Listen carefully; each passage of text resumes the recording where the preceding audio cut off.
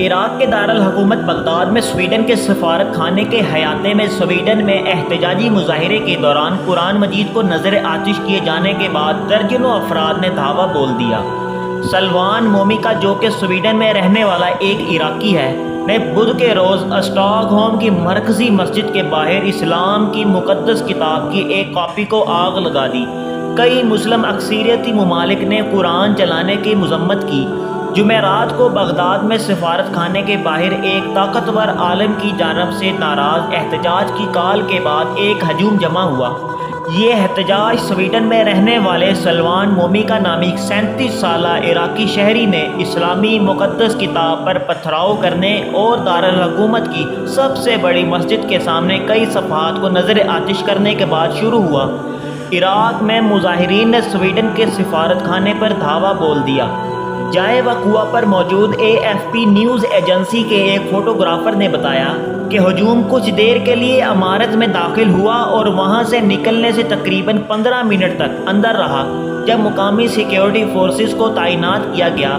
مسلمان قرآن کو خدا کا مقدس کلام مانتے ہیں اور جان بوجھ کر کسی بھی نقصان یا اس کی بے حرمتی کی اظہار کو شدید جارحانہ سمجھتے ہیں۔ بدھ کو قرآن جلانے کا واقعہ اس وقت پیش آیا جب دنیا بھر کے مسلمانوں نے عید الاضحیٰ کا پہلا دن منایا، جو کہ مسلم کیلنڈر کے سب سے اہم تہواروں میں سے ایک ہے۔ سویڈش پولیس نے مسٹر مومیکا کو آزادانہ تقریر کے قوانین کے مطابق احتجاج کے لیے اجازت دی تھی، لیکن بعد میں پولیس نے کہا کہ واقعہ کی تحقیقات نفرت پر اکسانے کے لیے کی جا رہی ہیں۔ اس واقعہ نے ترکی سمیت دیگر مسلم اکثریتی ممالک میں بھی غصے کو جنم دیا ہے۔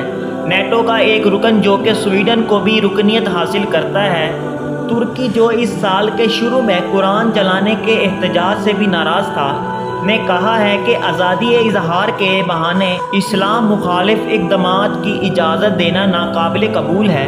صدر رجب طیب اردوغان نے کہا ہے کہ ہم آخرکار متکبر مغربیوں کو یہ سکھائیں گے کہ مسلمانوں کی توہین سوچ کی آزادی نہیں ہے۔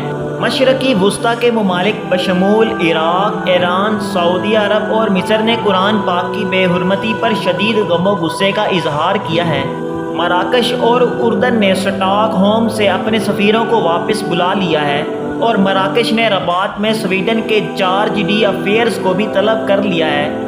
عراق نے کہا ہے کہ یہ واقعہ نفرت انگیز جارحانہ جذبے کا عکاس ہے جس کا اظہار رائے کی آزادی سے کوئی تعلق نہیں ہے۔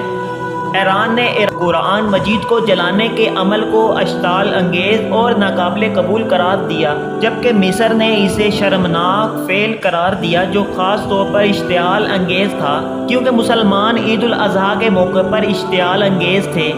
سعودی عرب جو اس ہفتے سالانہ حج پر تقریباً 1.8 ملین نمازیوں کی منزل ہے، نے کہا ہے کہ ان نفرت انگیز اور بار بار کی کارروائیوں کو کسی بھی جواز کے ساتھ قبول نہیں کیا جا سکتا۔ سویڈن کے وزیر اعظم الف کرسٹنسن نے کہا ہے کہ قرآن کو جلانا قانونی لیکن مناسب نہیں۔ حالیہ مہینوں میں سویڈن میں قرآن کے نسخے جلانے کے منصوبے نے فسادات کو جنم دیا ہے۔ پولیس نے حال ہی میں ایسی ہی احتجاجی درخواستوں کو مسترد کر دیا تھا، لیکن پھر عدالتوں نے فیصلہ سنایا کہ انہیں آزادی اظہار کی بنیاد پر اجازت دی جائے۔ اس واقعہ کے بعد جہاں تمام مسلم ممالک میں غم و غصے کی شدید لہر پائی گئی ہے، تاحال پاکستان کی حکومت کی جانب سے کسی بھی قسم کا احتجاج ریکارڈ نہیں کروایا گیا۔ اللہ پاک قرآن مجید کی بے حرمتی کرنے والے ملعون کو عبرت کا نشان بنا دے، آمین۔